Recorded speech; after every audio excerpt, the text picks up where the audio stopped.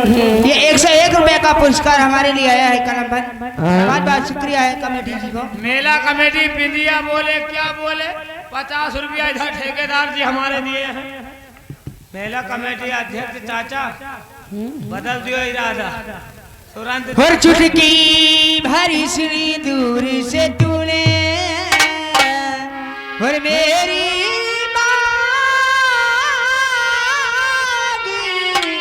सजा दी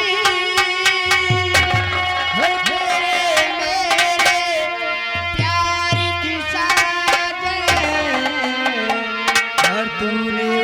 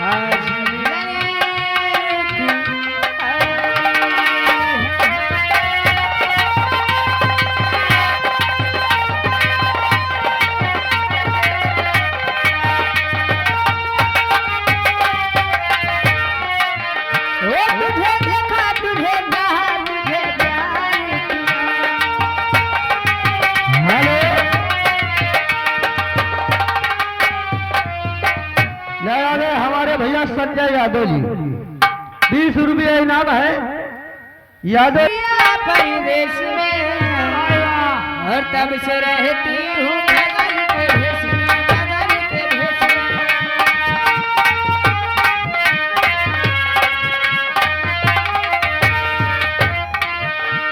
वो जब से गए मेरे पिया परिवेश में तब से रहती हूँ बगल के भेष में।